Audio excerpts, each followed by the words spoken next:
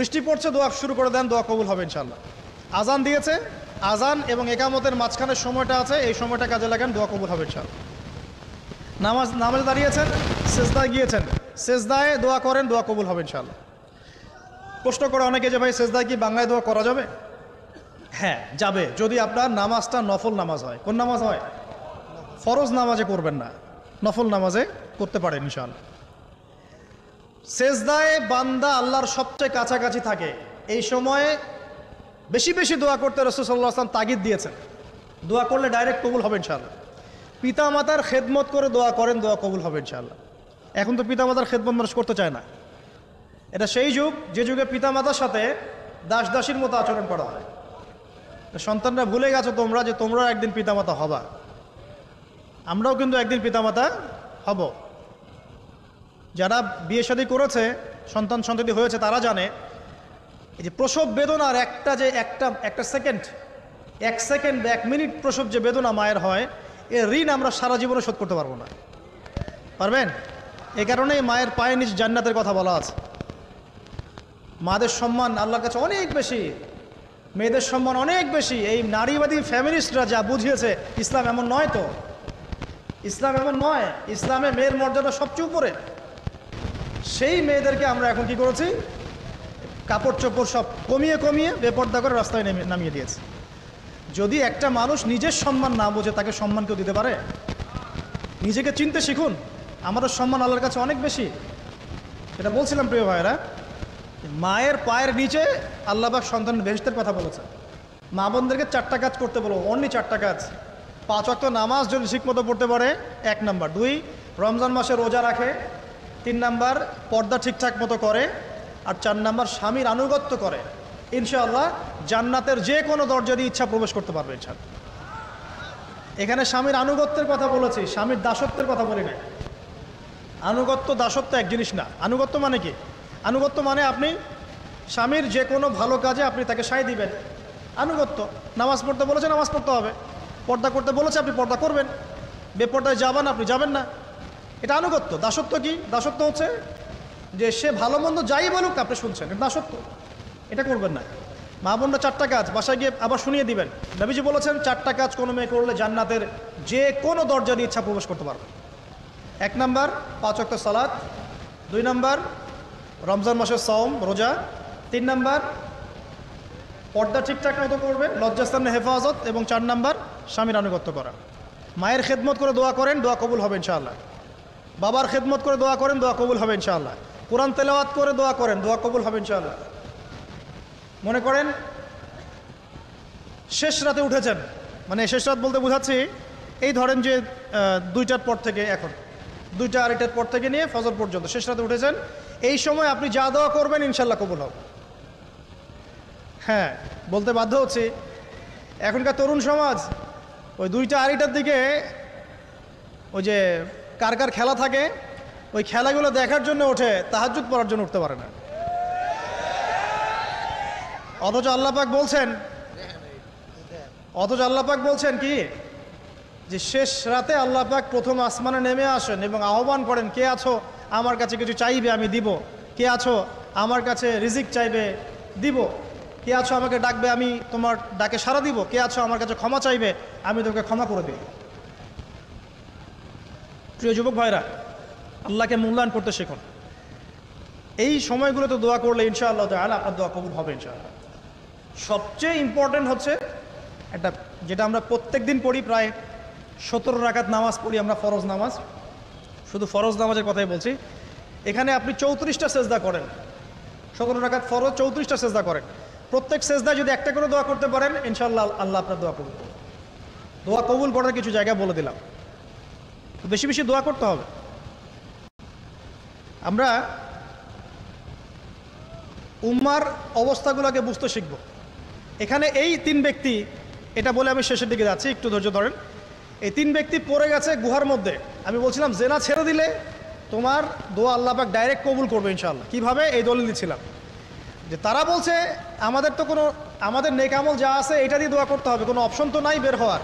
একজন বলছে যে আল্লাহ আমি আমার পিতামাতার খেদমত করতাম, মাকে দুধ পান না করিয়ে কখনো দুধ পান করি নাই, আল্লাহ এই কাজটা যদি তোমার কাছে ভালো লেগে থাকে আজকে আমাকে এই বিপদ থেকে উদ্ধার করো। এই দোয়া করার সাথে সাথেই এই গুহা থেকে পাথরটা একটু সরে গেল এভাবে। আর জড়বস্তু আল্লাহ পাকের হুকুম মানে, আল্লাহ পাকের হুকুম মানে না খালি দুইটা শ্রেণীর মানুষ, এক হচ্ছে মানুষ আর একটা জিন জাতি। এই পুরো প্রকৃতি আল্লাহ পাকের হুকুম মেনে চলে।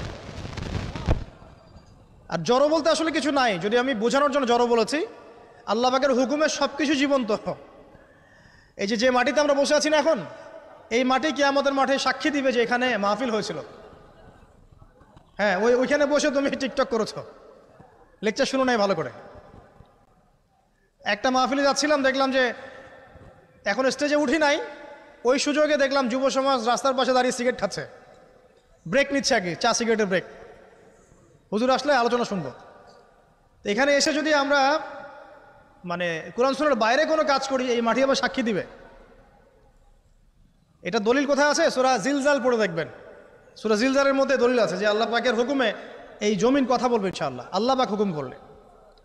জি, তো একটু সরে গেল ওই পাথর। তারপরের ব্যক্তি দোয়া করছে, আল্লাহ আমার একজন কাজের লোক ছিল, সেই কাজের লোক কিছু টাকা পেত, টাকা না নিয়ে বেচারা চলে গেছে, আমি ওই টাকা দিয়ে কিছু পশু কিনেছি, এই পশুগুলো কিনে আমি পালন করেছি। অনেক দিন পর সেই ব্যক্তি এসেছে, আমার টাকা দাও। তখন আমি বলেছিলাম যে এই যতগুলো পশু দেখছো সব তোমার। সেই লোক বলছে, আমার সাথে কি ঠাট্টা করছো? বলছে, না ঠাট্টা করছি না, তোমার টাকা দিয়ে আমি পশু কিনেছিলাম, এই প্রজনন হতে হতে হতে আজকে এতগুলো হয়েছে, সব তোমার, নিয়ে যাও। আল্লাহ কলিজা দেখেন, আসলে দান করার জন্য কলিজা লাগে, টাকা লাগে না। আল্লাহর পথে দান করার জন্যে কলিজা লাগে, টাকা লাগে না। আর কিছু মনে করবেন না, আমি বিভিন্ন মাহফিলে যাচ্ছি, একটা কমন দৃশ্য দেখি এই কালেকশনের। আমার জানা নাই যে এভাবে নাম লিখিয়ে কোনো কালেকশন নবীর যুগ থেকে হয়েছে, আমার জানা নেই।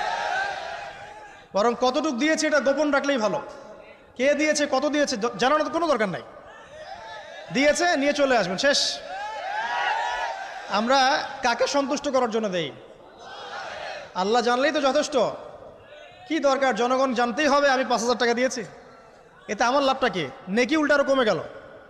উল্টা 7 শ্রেণীর মানুষ, একটা হাদিস আছে, 7 শ্রেণীর মানুষ কিয়ামতের মাঠে আরশের ছায়া পাবে। কিসের ছায়া পাবে? আরশের ছায়া, যে ছায়া ছাড়া কোনো ছায়া থাকবে না। ওর মধ্যে এক শ্রেণী হচ্ছে ওই ব্যক্তি যে এত গোপনে দান করে, তার বাম হাত জানে না ডান হাত কি দান করছে। এই ব্যক্তি আরশের ছায়া পাবে ইনশাআল্লাহ। তো দুনিয়া যদি উদ্দেশ্য থাকে, নাম প্রকাশ করা, জাহির করার উদ্দেশ্য থাকে, বা যদি এমন হয় যে এখানে লৌকিকতা উদ্দেশ্য থাকে, নেকি নষ্ট হয়ে যেতে পারে, সুযোগ আছে, চান্স আছে।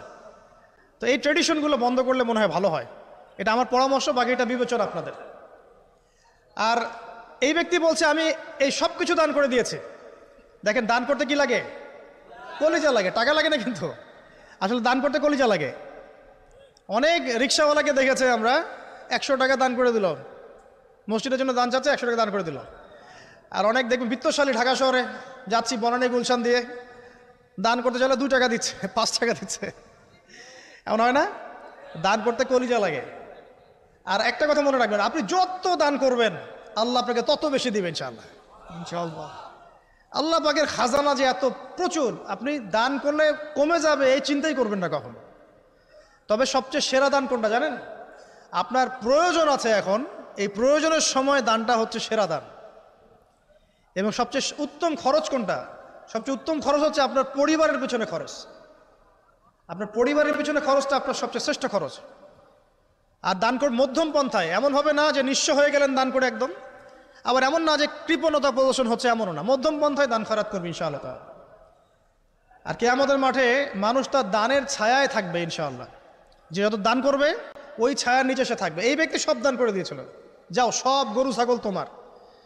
তৃতীয় ব্যক্তি, পাথর সরে গেল একটু, তৃতীয় ব্যক্তি, যুবক তোমাকে বলছি ভাই, তৃতীয় ব্যক্তি আল্লাহর কাছে বলছে, আল্লাহ আমার একজন সুন্দরী চাচাতো বোন ছিল, আছে না তোমাদের কাজিন, এবং তাকে আমি খুব ভালোবাসতাম।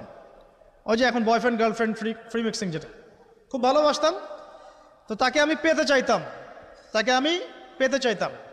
তাই আমি তাকে অফার করি। সে বলে যে না, আমাকে 100 স্বর্ণ মুদ্রা না দিলে আমি রাজি না। 100 স্বর্ণ মুদ্রা। এই মেয়ের অবশ্য অনেক ডিমান্ড ছিল, তাহলে বোঝা গেল 100 স্বর্ণ মুদ্রা মানে অনেক। জানেন, এখন তো দেখা যায় 1500 টাকা 2000 টাকা দিয়ে মেয়ে তার ইজ্জত বিক্রি করে ফেলছে, 100 স্বর্ণ মুদ্রা, আর কাউকে কিছু দেওয়াই লাগে না, এমনি বিক্রি করে ফেলে। কত প্রশ্ন, কত যে প্রশ্ন আসে আমাদের কাছে যে ভাই বা হুজুর বা ভাইয়া ওস্তাদ, কত জীবনে এক পর্যায়ে ভুল করেছি, এরকম জেনায় লিপ্ত হয়ে গিয়েছিলাম, প্রেম করেছি ইত্যাদি, আমি কী করবো, আমার কি ভালো হওয়ার রাস্তা আছে কিনা, বা আমি তওবা করে ফিরে আসছি, আমি কি এখন বিয়ে করতে পারবো কিনা, প্রশ্নের শেষ নাই। বেশিরভাগ প্রশ্ন এরকমই আসে এখন।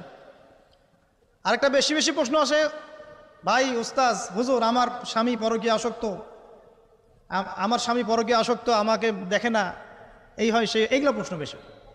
পারিবারিক জেনা কেন্দ্রিক যত প্রশ্ন আসে, অন্য কোনো কেন্দ্রিক প্রশ্ন এত আসা, মানে এই যুগটা কি হয়েছে, মানে মানুষকে জেনা উন্মুক্ত করে দিয়েছে একেবারে। একদম স্কুল লাইফ থেকে শুরু হবে বয়ফ্রেন্ড গার্লফ্রেন্ড ফ্রি মিক্সিং, এই বন্ধু বন্ধু পড়তে পড়তেই জেনা হয়ে যায়, কলেজ লাইফে গিয়ে আরও বড় জেনা, ইউনিভার্সিটিতে গেলে তো আর কোনো পাত্তাই নাই। ইউনিভার্সিটির খুব কম ছেলে পাবেন সিগারেট খায় না, এবং খুব কম ছেলে মেয়ে পাবেন যারা এই অবৈধ প্রেম করছে না, খুব কম। এটাকে আমরা প্রমোট করছি আবার। বিশ্বাস করেন শুধুমাত্র সরাসরি সেক্সুয়াল সম্পর্কটাই জেনা নয়, এই মিক্সিংটাও জেনা আল্লাহ পাক বলেছে। এবং এতে করে আমাদের যুব সমাজে অধঃপতনটা হয়েছে, এটা অন্য কোনোভাবে হয় নাই। কারণ সূরা আলে ইমরান পড়ে দেখবেন আল্লাহ পাক বলছেন যুয়িনা লিন-নাস হুব্বুশ শাহওয়াতি মিনান নিসা, মেয়েদের মধ্যে ছেলেদের জন্য সবচেয়ে বেশি শাহওয়াত আছে, শাহওয়াত খাহেসাত, এটা সবচেয়ে বেশি আকর্ষণ করে ছেলেদেরকে। সমাজের কাঠামো ভেঙে যাচ্ছে, তো সমাজের কাঠামো ভেঙে, আমরা তো বাইরে ভালো মানুষের লেবাস পরে আছি, দেখবেন বহু পরিবারে পরকীয়া চলছে, আপনি জানেন না, ভিতরে ভিতরে ভিতরে ভিতরে। আমরা তো লজ্জা এগুলো বলি না, চোখ লজ্জায় বলি না, চলছে এগুলো এখন কমন হয়ে গেছে। যে ফ্যাশন শোর নামে, বিউটি কন্টেস্টের নামে, এই সেই, মানে অশ্লীলতাকে প্রমোট করা হচ্ছে চতুর্দিক থেকে। রেপ ধর্ষণ দিন দিন বাড়ছে আর বাড়ছে, বাচ্চা কাচ্চা ছোট ছোট বাচ্চা মেয়ে পর্যন্ত রেহাই পাচ্ছে না। এই কয়দিন আগে একটা মেয়েকে কত পিস পিস করে ভাসিয়ে দিয়েছে একেবারে, দেখেন নাই? কোথায় আছেন, সমাজটা কোথায় গেছে? আমরা ভালো মানুষের মুখোশ পরে বসে আছি, একটা মাহফিল করে কি সব হবে? কনস্ট্রাকটিভ কাজ করতে হবে। তারুণ্যের এই শক্তিটাকে আল্লাহর জমিনে দিনের প্রচার প্রসার প্রতিষ্ঠার কাজে ব্যয় করতে হবে। যতক্ষণ পর্যন্ত আমরা এরকম ভালো মানুষের লেবাস সাজে বসে থাকবো না, আমার ঘরেও ফেতনা ঢুকে আসবে, টের পাবেন না। যখন ফেতনা ছড়িয়ে পড়ে ওটাকে দমন করতে হয়, দমন না করলে ওইটা আমার ঘরেও ঢুকবে তো এক সময়, আমি একা ভালো থাকতে পারবো না তো। আরে দমন করার ক্ষমতা আল্লাহ পাক যাদেরকে দিয়েছেন তাদের উপর অবশ্য ওয়াজিব হয়ে গেছে এগুলো দমন করা, এখন তাদের উপর একটা ফরজ ওয়াজিব হয়ে গেছে দমন করা এগুলা, নাহলে আল্লাহ পাক কঠিন শাস্তির সম্মুখীন করবেন। একটা হাদিস বলে সামনে যাই, শেষ করে গুটিয়ে নিচ্ছি। নবীজি বলছেন একদিন ঘুম থেকে উঠে চোখ ঘষতে করছে লা ইলাহা ইল্লাল্লাহ, আল্লাহ লা ইলাহা ইল্লাল্লাহ। তার স্ত্রী সামনে যায়নাব বিনতে জাহাশ রাদিয়াল্লাহু আনহা, তিনি বলছেন ইয়া রাসূলুল্লাহ কি হয়েছে, সমস্যা কি? নবীজি বলছেন ওয়াইলুল লিল আরব, আরবদের জন্য ধ্বংস, আরবদের জন্য ধ্বংস, মিন শাররি কাদ ইখতারাব, কি ভয়ঙ্কর ফিতনা ধেয়ে আসছে। তখন তার স্ত্রী বলছেন ইয়া রাসূলুল্লাহ আনুহলিকু ওয়া ফিনা সালিহুন, আমাদের মধ্যে সৎ মানুষ ভালো মানুষ থাকা অবস্থাতেও কি আমরা ধ্বংস হয়ে যাব? নবীজি বলছেন বালা, অবশ্যই, নাম, হ্যাঁ অবশ্যই ধ্বংস হবে। ইযা কাসরাতুল খাবাস, যখন সমাজের মধ্যে অশ্লীলতাকে ছড়িয়ে পড়া হবে, যখন সমাজের মধ্যে অশ্লীলতা বেহায়াপনা ছড়িয়ে পড়বে, আলেম জালেম সব ধ্বংস হয়ে যাবে। এই সময় এখন আসে নাই? আসে নাই? হারাম, একটা সামান্য একটা হারাম ঠুনকো একটা খেলাকে নিয়ে সারা বিশ্ব কি করতেছে দেখেন নাই? কি পাগল হয়ে গেছে একেবারে, কি অবস্থা মানুষের মধ্যে। কে খেলে তারও ঠিক নাই, ওই দেশের লোক আমাকে চিনে কিনা তারও ঠিক নাই, নিজের কোনো ব্যক্তিত্ব গায়রত কিছুই নাই। আশ্চর্য একটা জাতি আমরা। কে খেলছে? ভাবখানা এমন যে আমরা মনে হয় যুদ্ধ করে কাফেরদের সাথে দ্বীন ইসলাম কায়েম করে ফেলছে, একদম ভাবখানা। অথচ এগুলো তৈরি করা হয় কি জন্য? যাতে মুসলিম জাতি একদিকে ফোকাস করে থাকে, অন্যদিকে ওরা তাদের উদ্দেশ্য সাধন করবে। এখন সারা ওয়ার্ল্ডের চেহারা একদিকে ফিরাইছে, এদিকে দেখো, এই যে খেলা দেখো, আর বাকি পিছনে যে কাজগুলা ঠিকই করছে ওরা। দেখবে কি কাজ করছে কয়দিন পরে দেখতে পারবে। পাবলিকলি আমি বললাম না, কারণ বললে সব বুঝবেন না আপনারা, আর সব জায়গায় সবকিছু বলতে নাই। ওদের উদ্দেশ্য ওরা কখনো ভুলে যায় নাই, ওরা চাচ্ছে সারা বিশ্বটাকে শাসন করতে এবং মুসলিমদেরকে দমন করতে, এবং আপনাকে খেলতামাশায় ব্যস্ত রেখেছে।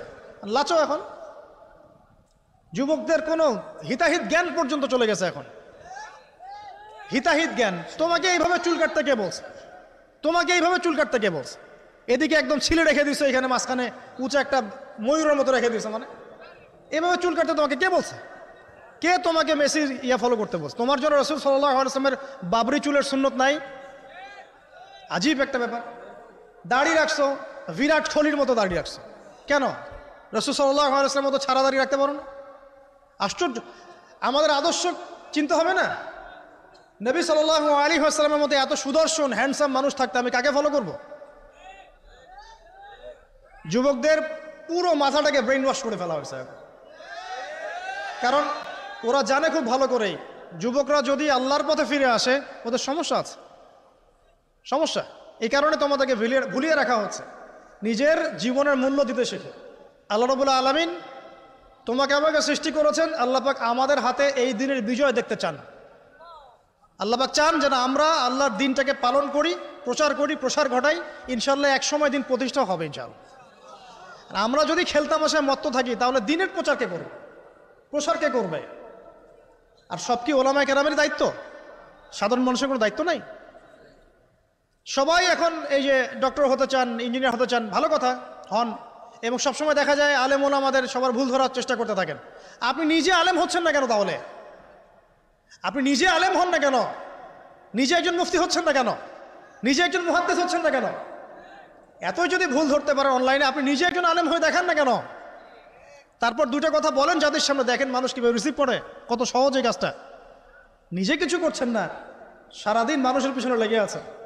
দেখবেন কিছু মানুষ আছে এই মুসলিম সমাজের মধ্যেই, আমি তো লম্বা করে ফেলছি হয়তো বা, মুসলিম সমাজের মধ্যেই কিছু মানুষ ইসলামের লেবাস পোশাক পরেই আছে, কিন্তু এরা মুসলিমদেরকে ছোটখাটো বিষয়ে ব্যস্ত রেখেছে। হাত বাঁধা, রফুলিয়া দেন, জোরে আমিন, পায়ে পা, এই কিছু কিছু সিলি বিষয়ের জন্য বলছি যে বড় বড় বিষয়গুলো বাদ দিয়ে ছোটখাটো বিষয়গুলো কিনে উম্মাকে ইখতিলাফে ব্যস্ত রেখে দিয়েছে। ভাবখানে এমন যেন ইসলামের সব বিষয় প্রতিষ্ঠা হয়ে গেছে, এখন এই 4টা বিষয় বাকি আছে। ভাবখানে এমন, অথচ সারা ওয়ার্ল্ডের মধ্যে ইসলাম আস্তে আস্তে সংকুচিত হয়ে গেছে। আমরা কবে স্মার্ট হব? প্রিয় ভাইরা, মনে রাখবেন আমরা সবাই মিলেই মুসলিম জাতি। পলিটিক্যাল লিডার্স আছেন, প্রশাসনের লোক আছেন, আমাদের যুবক যুবতী, তরুণ তরুণী, সবাই মিলেই আমরা এই উম্মা জাতি। আমরা কেউ কারো শত্রু নই, কেউ কারো দুশ্মন নই। সবার মধ্যে ভালো কিছু পাবেন, ভালো নিয়ে নেন, খারাপটা ছেড়ে দেন। উম্মাকে ঐক্যবদ্ধ করার চেষ্টা করেন। এই ছোটখাটো বিষয়গুলোকে ইখতিলাফ বন্ধ করেন, আল্লাহর ওয়াস্তে বন্ধ করেন। বড় বড় বিষয়গুলোর দিকে ফোকাস করেন। তরুণদেরকে শিক্ষিত করেন, আদর্শ পরিবার করেন, শিক্ষা অর্জন করেন, জ্ঞান অর্জন করেন, বড় আলেম স্কলার হন, বিশ্বকে নেতৃত্ব দেন। পলিটিক্স করলে ভালো করে করেন, যাতে করে আপনার দ্বারা দুনিয়ার দিনের খেদমত হয়। আলহামদুলিল্লাহ। ইকোনমিক্স হলে ভালো করে হন, বিজ্ঞানী হলে বড় বিজ্ঞানী হন। মানে আপনি বড় স্বপ্ন দেখেন, ইয়াং জেনারেশনকে নিয়ে আসেন ইসলামের দিকে, তাদের দ্বারা ইনশাআল্লাহ ইসলামের বিজয় হবে। ওই যুবক বলছে, আল্লাহ আমার এই চাচাতো বোনকে পেতে চাইতাম, সে 100 স্বর্ণমুদ্রা চেয়েছে। 100 স্বর্ণমুদ্রা সে বহুত কষ্ট করে অর্জন করে শেষমেশ ওকে দিল। দেওয়ার পর বলছে এখন আমাকে দাও। এখন সে প্রস্তুত, শুরু করবে। মানে দুজন কাছাকাছি এসে গেছে, এবার সেক্সুয়াল সম্পর্ক শুরু হবে কেবল। এই হওয়ার সময় এই মেয়ে বলে বসছে যে হে আল্লাহর বান্দা, আমি আমার সতীত্ব এতদিন পর্যন্ত হেফাজত করেছি, আল্লাহর দোহাই লাগে আমার সতীত্বটা নষ্ট করো না। কে বলছে? এই মেয়েটা বলছে। এবার এই ছেলে তাৎক্ষণিক সেখান থেকে উঠে গেল। হাদিসে এমন শব্দ এসেছে যে সেই ছেলে ওই মেয়ের মানে মাঝখানে বসে পড়েছে আর কি। ওখান থেকে সে উঠে গেল, উঠে স্বর্ণমুদ্রাও নিল না, স্বর্ণমুদ্রা রেখে দিয়ে সে আল্লাহর ভয় সেখান থেকে উঠে চলে আসলো, জেনা করলো না। সে বলছে, আল্লাহ ওই কাজটা যদি আমি তোমার ভয়ে করে থাকি, তুমি যদি জানো, আজকে এই পাথরটা এখান থেকে সরিয়ে দাও আল্লাহ। আল্লাহ পাক সেই পাথরটা পুরো সরিয়ে দিলেন এখান থেকে। চাক্ষুষ মৃত্যুর হাত থেকে আল্লাহ পাক বাঁচালেন কোন ওসিলায়? জেনা থেকে দূরে থাকার ওসিলায়। প্রিয় যুবক ভাই এবং যুবতীদেরকে বলবো, চারিত্রিক পবিত্রতা হেফাজত করেন, আল্লাহর ওয়াস্তে নিজের জীবনটাকে পবিত্র করেন, দিনের ইলম অর্জন করেন, বেশি বেশি আমল করেন, ভালো কাজে ব্যস্ত থাকেন, সমাজ কল্যাণমূলক কাজ করেন, বেশি ভালো কাজে ব্যস্ত থাকেন। খারাপ সার্কেলের সাথে মিশিয়েন না, ভালো সার্কেলে মিশেন। আলেম ওলামার সাথে সম্পর্ক রাখেন, মাদ্রাসার সাথে একটু যোগাযোগ রাখেন, দিনী হালাকাগুলোয় বসেন। এই অহেতুক ফাহেসা কাজগুলোতে সময় নষ্ট করেন না। কোরআন তেলাওয়াত করেন, বেশি বেশি পড়েন, দিনী বইপত্র পড়েন। এই যে ভ্রাম্যমাণ লাইব্রেরিগুলো আছে না, বই পড়েন। আমি বলছি না শুধু ইসলামিক বই পড়তে হবে আপনাকে, আপনি অর্থনীতির বই পড়েন, সমাজবিজ্ঞানের বই পড়েন, রাষ্ট্রবিজ্ঞানের বই পড়েন, জিওপলিটিক্যাল বইগুলো পড়েন, কোরআন সুন্নাহ তো পড়বেনই। শিক্ষিত হন। ইনশাআল্লাহ তাআলা আজ হোক আর কাল হোক আমরা বিশ্বাসী ওই যে যুগটা ছিল, যে যুগে মুসলিমরা সারা বিশ্ব দাপটের সাথে দাপিয়ে বেরিয়েছে আর কি, প্রত্যেকটা ডিপার্টমেন্ট মুসলিমরা রুল করেছে, ইনশাআল্লাহ আবারও সেই সময় ফিরে আসবে ইনশাআল্লাহ। আমরা বিশ্বাস করি আল্লাহ রাব্বুল আলামিন তার রাসূলের মাধ্যমে জানিয়েছেন যে ফিতনাময় এই পরিবেশটা চিরস্থায়ী হবে না। এখন হয়তো ফিতনা চলছে, কিন্তু এরপরে আসবে ইনশাআল্লাহ তাআলা আল মাহদির যুগ। কার যুগ? ইমামুল মাহদির যুগ আসবে ইনশাআল্লাহ। তারপরে ঈসা ইবনে মারইয়ামকে আল্লাহ পাক পাঠাবেন এবং যত দুশমন আছে ইসলামের সবার সাথে সরাসরি ব্যাটল হবে, হাদিসে বলা আছে, কিছু করেন নাই। এবং সেই যুদ্ধগুলোতে মুসলিমরা জিতবে ইনশাআল্লাহ। তারপরে সারা বিশ্বে ইসলামী খেলাফা কায়েম হবে ওই জেরুজালেম থেকে ইনশাআল্লাহ আযজা ওয়া জাল। আমরা দোয়া করি আল্লাহ রাব্বুল আলামিন আমাদের যুব সমাজকে যেন কবুল করে নেন।